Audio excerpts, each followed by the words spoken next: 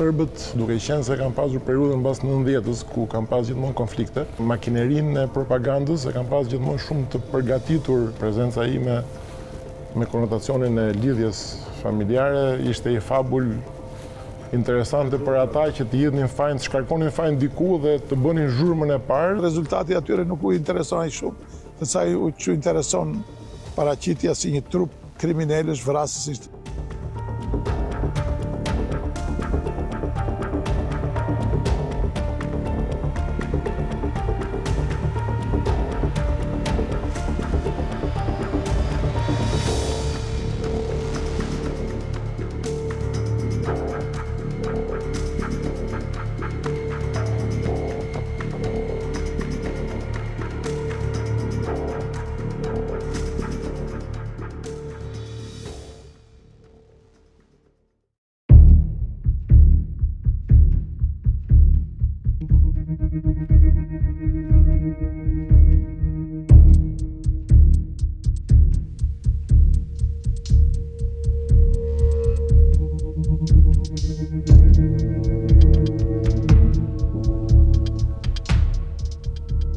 Tetor 2014, një natë që duhet ishte festë futbolli, por mbeti në kujtesë si nata e dhunës. Stadiumi Partizani në Beograd ishte i mbushur plot. Në minutën e 42, mbi qiell zbriti një dron me një flamur, një copë beze dhe papritur, një kombi të ri në shënjestër.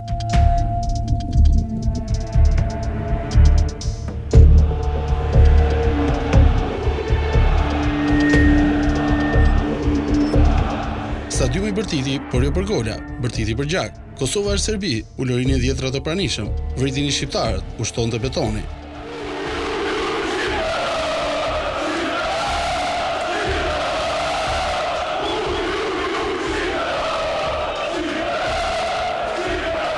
Futbolli i heshti, dhe aty ku duhet të kishte muzikë tifozësh, ku mbolte vetëm simfonia e urrëties. Pastaj nisi absurdi ballkanik, nuk u kërkua kush goditi më fort topin, por kush fluturoi dronin.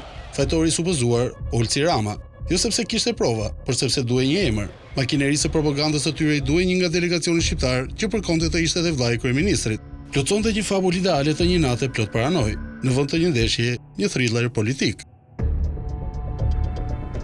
Është pak si film, me thënë drejtën, kur e kujton kështu në retrospekt. Ishin 2 ditë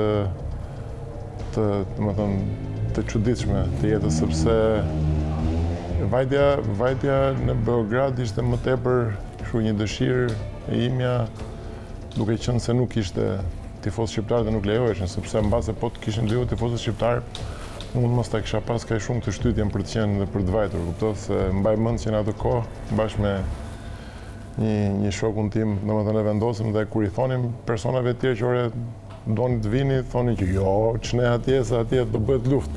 Unë se kisha këtë si tush perspektivën e kësaj ideje të luftës, pavarësisht se e mendoja që mund të ishte situatë që mund të shkonte deri në një lloj situate konfliktuale, por jo në ato ekstreme që në fakt vajti, me thënë drejtën. Gjithçka filloi krejt normalisht. Një ditë më parë, një mbrëmje më parë, erdhi në Beograd kryetari Federatës Shqiptare të Futbollit dhe i delegacioni që e shoqëronte për të marrë pjesë edhe në këtë eveniment sportiv. Dhe mbaj mend që së bashku me kryetarin morëm pjesë ishim të ftuar në një darkë nga kreu i Federatës Serbe të Futbollit, një darkë protokollare, miqësore, krejt, e cila nuk paralajmëronte asgjë. Në momentin që erdhi avioni nga Tirana, atje u kryo një përshtjellim, sepse ata gjithë pasagjerët pa dallim u ndaluan të hynin në Serbi. Dhe kjo ishte një shkelje flagrante, sepse nuk kishte asnjë arsye, asnjë njoftim para prak për këtë gjë. Mbaj mend që dhe përfaqësues të rëndësishëm të shtypit shqiptar u bllokuan në deputet të parlamentit, të cilit kishin ardhur të ftuar dhe nga kryetari i Federatës Shqiptare të Futbollit, të cilët u ndaluan në aeroport. Pas një përpjekje të madhe, mbas që kishte kaluar rreth 2 orë, më së fundi mbas ndërhyrjeve, bisedave me Ministrinë e Jashtme, u arrit që këta të lejoheshin, të dilnin nga aeroporti. Ajo që më ka bërë përshtypje në situatën e parandeshjes, në fakt, sepse ajo ishte që unë asnjëherë s'kam parë në asnjë stadium ku kam qenë, edhe në derbit e famshëm të Tiranës, të Milanos, të Athinës, nuk kam parë një situatë kaq antagoniste, domethënë një stadium të tërë që të ishte shumë i acaruar emotivisht. Sepse në përgjithësi, kur ti shkon në një stadium, shef që ke një pjesë të ultrasve që bëjnë atë koreografinë apo kanë atë agjendën e tyre, pastaj ke një pjesë stadiumit që është më indiferente, dhe nganjëherë kur ultrasit e shtojnë dozën, ke edhe një pjesë stadiumit që thonë më boll se ne kemi ardhur për ndeshje. Në Beograd kjo gjë nuk ekzistonte, ishte një stadium i tërë, domethënë që kishte një ngarkesë energjie, domethënë emocionale, të karikuar për situatë, domethënë kështu antagoniste, po them, në rastin më të mirë. Unë ndodhesha së bashku me bashkëshortën time edhe me kryetarin e federatës dhe personat zyrtarë që e shoqëronin. Ne ishim në shoqërinë e presidentit të Republikës së atëhershme të Serbisë, dhe ishim në tribunën qendrore dhe po ndiqnim ndeshjen, e cila, duhet thënë, filloi me disa shfaqje as pak sportive.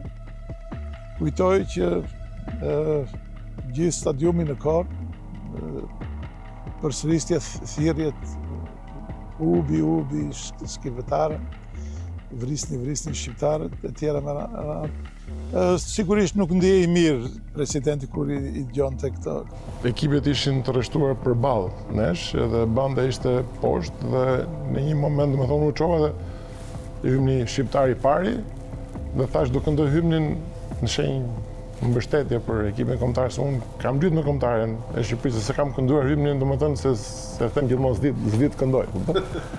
Dhe nuk arrija do të perceptoja muzikën, sepse vinte nga fishkëllimet dhe nga ulërimet e stadiumit, nuk vinin tingujt e bandës muzikore që ishte, domethënë, si thosh, poshtë ne. Kur do bëj hymni i Serbisë, në shenjë proteste, tashmë tash do ulem, dhe ndjeva që kisha një kontraktim nga krahu i majt. Domethënë, më kishte gjithë kjo situata më kishte kontraktuar mua emocionalisht, domethënë që thash se ishte një gjë e pa jetuar më parë, nuk kupton.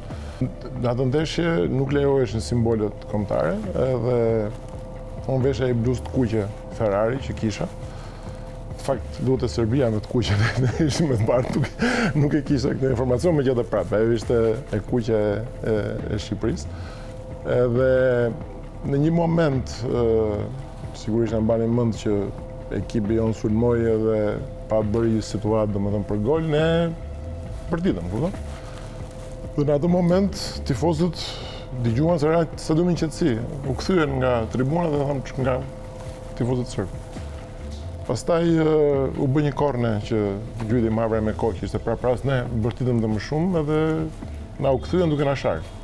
Edhe aty pati një moment, domethënë, që bires një person nga poshtë shau dhe shqip, dhe sigurisht që ne nuk mund të na lejojmë që të na shajnë, sidomos nga familja, dhe ke parasysh reaguam brenda kufive të normales, dhe erdhi një momenti ka qenë para dronit që gjithë stadiumi, gjithë ajo pjesë e tribunës u kthye më fytyrë nga ne dhe filluan duke hedhë monedha, një shishe që u thyet, diçka tjetër. Dhe aty erdhi policia përse që nga të roqi për të na futur brenda, dhe në kohën që ka dalë droni ne kemi qenë te korridori dhe unë skenën e kam parë nga dera e hapur, dhe pastaj janë futur në dorë se kisha një aparat që filmoja ose bëja fotografia. Dhe ai aparati ka qenë, se tush, molla e sherrit, se kanë thënë që ky ka pas telekomandën e dronit.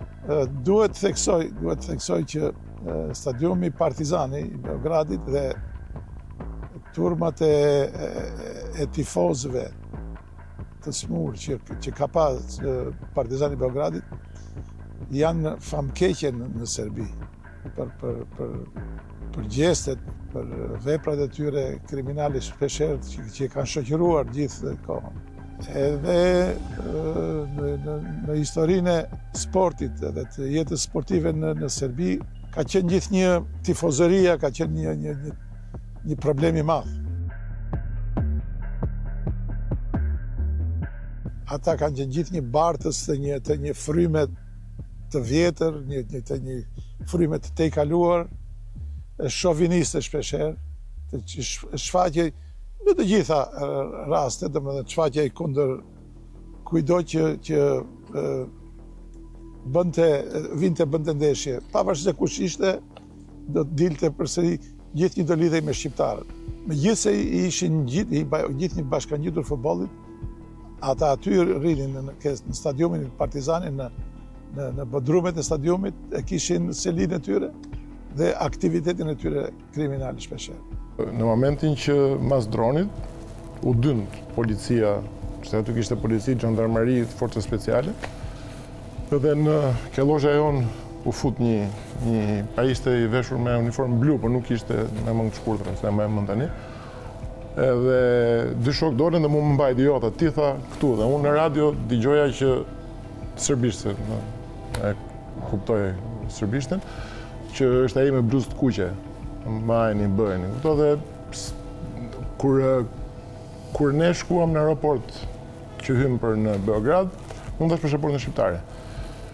Kur shkuam në stadium, thash ta marr dhe pasaportën amerikane me vete, se domethënë unë nuk e di se po dëgjoj fjalë, nuk e di ç'është situata do jetë. Dhe në atë moment i them këtij, i them anglisht që i tregoj pasaportën për nem qytetar amerikan, dhe ai më tha no speak English. Unë ja thash serbisht që s'ka problem, tha, dhe më kontrolloi. Çfarë është kjo? Thash në aparatin, më kontrolloi aparatin, tha nuk ka gjë. Mbas disa minutash vinë dy oficerë të tjerë që ishin shumë, njëri prej tyre shumë agresiv edhe me një ton, domethënë, shumë të rrep, domethënë. Tash unë fali tash çfarë ka thënë, punuar në anglisht dhe thash largohu prej këtu, thash nëse jam i arrestuar, hajde merrni të arrestuar, nëse jam njëri i lirë, mos më thuj mua çfarë të bëj, të ulem apo të çohem sepse bëj çfarë dua vetë. Kështu që dhe pastaj dëgjoja komunikimin në radio serbisht. Në momentin që unë konfrontova me këto dy policat, ai oficeri që ishte futur në lozhë më kthehet shqip dhe më thotë qetëso, s'ka problem. Sepse të gjithë ata që ishin aty dhe një xhandar që kishin lënë këtë deri, ata komunikonin shqip. Mund të kenë qenë domethënë që kanë kryer shërbimin ushtarak, mund të kenë qenë që kanë jetuar në Kosovë, por që e flisin shqipen goxha mirë. Mes disa dhjetra anëtarëve të delegacionit, gazetar, deputet, biznesmen, përse ishit ju ata që nxituan t'ju ndaloni dhe t'ju dyshonin si autorin e gjithë kësaj ngjarje? Serbët kanë më kishin një avantazh të mund gjithmonë, sepse duke qenë se kanë pasur periudhën mbas 90-s ku kanë pasur gjithmonë konflikte. Konflikt me Kroacinë, konflikti në Bosnjë, konflikti në Kosovë, makinerinë e propagandës e kanë pasur gjithmonë shumë të përgatitur që të nxjerrin lajmin të parët. Dhe sigurisht që, domethënë, prezenca ime me konotacionin e lidhjes familjare ishte i fabul interesante për ata që të jepnin fajin, të shkarkonin fajin diku dhe të bënin zhurmën e parë, sepse në propagandën mediatike kush thot fjalën e parë, ajo në përgjithësi ngelet, se pastaj, domethënë, edhe e hodhën këtë. Në tribunat e Beogradit ku shpërtheu dhuna, paralelisht në korridoret e ambasadës shqiptare shpërtheu ankthi, telefonata të hedhshme, dyert të mbyllura, kërcënime të nënkuptuara. Shqipëria ishte aty jo për të fituar 3 pikët, por për të shpëtuar kokën në ato momente. Kam qenë gjithë kohën në kontakt me eprorët e mi, me Ministrinë e Jashtme, Ministrin e Brendshëm këtu, me kabinetin e kryeministrit, të cilët ishin të shqetësuar për situatën e krijuar. Dhe gjatë gjithë kohës ishim u kujdesa që ekipi dhe personat që shoqëronin të qëndronin gjithë një bashkë, të mos shpërndaheshin, sepse ishte rreziku që të mund të keq trajtoheshin ose të mund të binin pre e provokimeve që mund vinin nga drejtime ndryshme. Fakti është që ne u ndodhëm të rrethuar nga gjitha anët, të izoluar, si thua, një izolim të shkëlqyeshëm. Dhe Gjatë gjithë kohës kemi qenë në vëzhgim të pandërprer, duke tentuar që të gjejnë ose të shpikin diçka që të justifikonte atë shpërthimin e urrëties që përjetuam në fillimisht u krijua përshtypja se ata kërkonin të pultin e dronit, që thashë, dhe filluan të kërkojnë në gjithë sendet personale të ekipit dhe të personave që i shoqëronin. U futën në për teshat e sportistëve, ke personat e shtypit, valigjet e tyre kërkonin dhe nuk gjetën gjë. Tani meraku ishte çfarë kërkonin dhe ne nuk arrim të ashtu. Gjatë gjithë kohës kam tentuar të komunikoj me përfaqësues të Ministrisë të Brendshme të Serbisë për të shprehur kundërshtimin tim për këtë sjellje.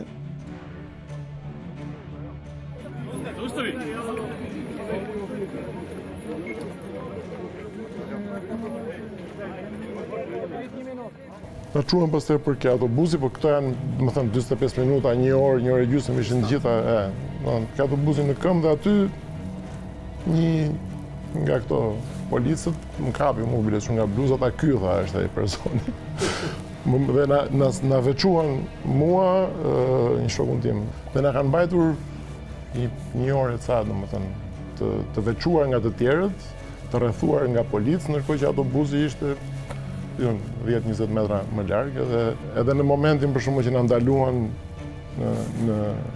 që na mbajtën aty përpara autobusit, për një moment i them një prej këtyre oficerëve, them dëgjoj, më fali, them, më thuaj arsyeën pse jam i ndaluar, që ta di, sepse për ndryshe unë duhet të ikë, se do unë kam njerëz që më presin, e kupton? Edhe përgjigjja e tij ishte se jemi në Amerikë këtu, ne bëjmë çfarë duam. E kuptoj, ishte shumë arrogante. Ja, normalisht kur je i rrethuar nga forca speciale, më dhe ne ishim 3 veta dhe mund të kishim rreth nesh një 15 veta. Ndërkohë Edi Rama, përpara se të jetë kryeministri i vendit, është vllai juaj. Si reagoi për këtë situatë që nga larg krijonte edhe më frikë se sa aty në vend, mes zhurmës, fjalëve që qarkullonin dhe që shpeshherë ishin të pavërteta. Edi nuk e dinte fare që unë do shkoja, domethënë kuptoj se s'kam nevojë që ti them.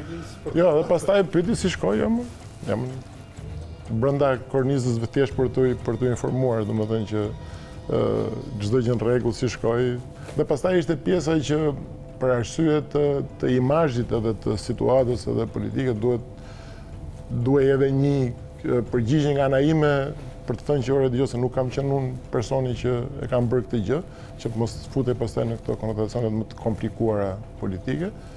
Edhe di jo CNN-i, interesi, bilës kur më kërkuan, bisedova edhe me gazetaren e CNN-it dhe thash, më vjen shumë keq që ju nxirrni një lajm që me titull të madh dhe thoni që dronin e ka hedhur vllai i kryeministit, unë jam edhe qytetar amerikan dhe keni detyrim të paktën që të më pyesni mua. Ai më tha të siguroj, tha që u përpoqëm, tha po që nuk ishim as sekondar komunikimi dhe nga zyra e Vučićit na ka ardhur 4 herë konfirmimi që po, është vërtet që tani po të japim mundësinë ta që ta sqarosh ti dhe biles domethënë në atë kohë u bë dhe si meme ajo që situata ishte goxha e tensionuar, nuk e di kush mund të ishin limitet, cilat mund të ishin limitet deri ku mund të shkonte. Unë vetë besoj që sepse edhe një shoku im kishte mua kishte pasaportë amerikane mund të ketë qenë një faktor mbase për të, domethënë, për të stepur pak, mbase edhe vetë, domethënë, fakti i lidhjes familjare mund të ketë qenë dhe ai, po nuk e di, ka qenë një faktor për ta shtyrë më keq apo për ta bërë më mirë.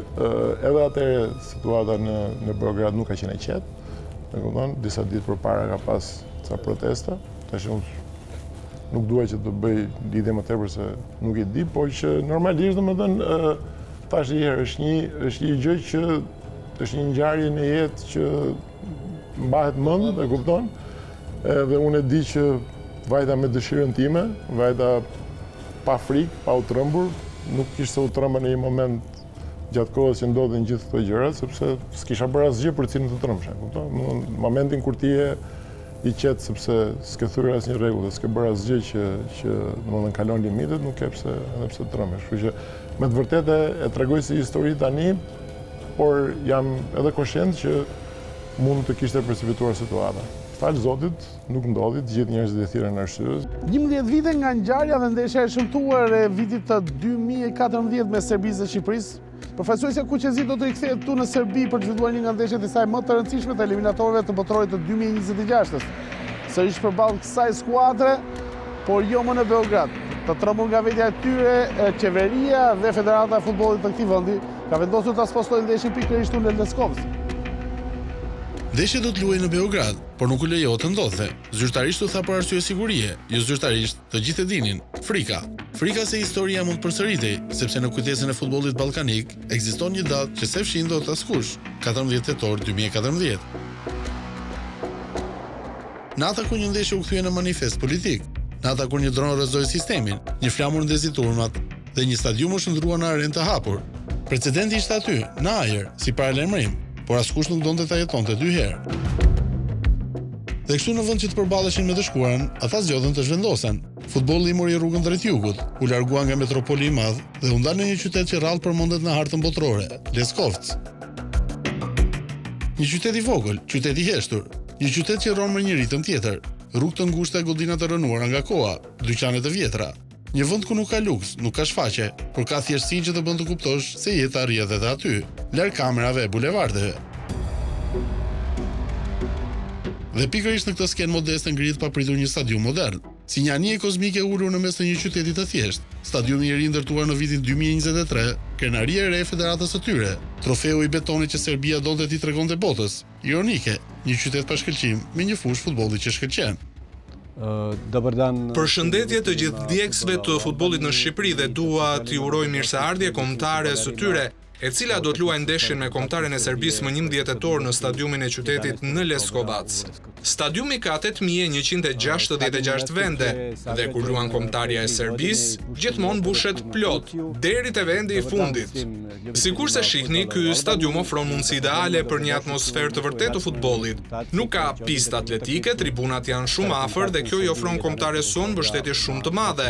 Dhe për këtë arsye Federata e Futbollit dhe kombëtarja ka vendosur që kjo ndeshje kaq e rëndësishme për të dyja skuadra të luhet në këtë stadium, ku mbështetja është më e mirë, ku lojtarët ndjehen më mirë dhe ambienti është fenomenal. Këtë do ta shihni kur të vini këtu. Për rezultatin do të vendosin lojtarët në fushë. Kudo që t'ishte luajtur kjo ndeshje, kombëtarja jon do të merrte mbështetjen maksimale dhe federata jon dhe organet shtetërore dhe Republika e Serbisë do të bënin maksimumin e tyre që të ndjeheni të mirëpritur. Kudo që të kishim luajtur ndeshjen, mbështetja dhe kushtet do të ishin të njëjta.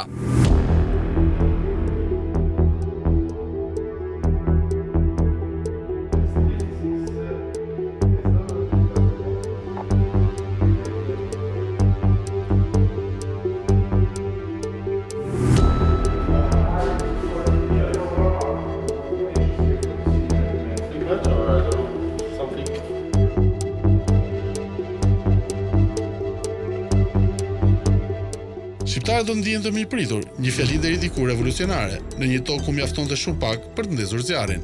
Sot na paraprin fjala mirëseardhje, si për treguar se dora e qetësisë dhe normalitetit na është trirë. Ja bih gledao da sam iz ovog grada. Unë do ta shihja po të isha nga këtu, por jam nga Beogradi, jam mysafir këtu. Por e kam dëgjuar që do të ketë ndeshje Shqipëri-Serbi. Më vjen shumë mirë dhe shpresoj të kaloj çdo gjë në atmosferë sportive, pa gjëra të tjera. Thjesht të fitoj më i miri. S'ka marrë bilet, por do kisha shumë dëshirë për ta parë. Po rezultati? Se di, ndoshta 3-1 për Serbinë. Është gjë reale. E shënon Vlahović, mbase edhe 2 copë, mbase bën edhe hat-trick, si dihet. Po, me shumë mundësi, nga që jam sportist edhe vetë. Ish sportist në fakt, jam marrë me basketbol, por prap sporti është sport dhe kam qejf ta shoh.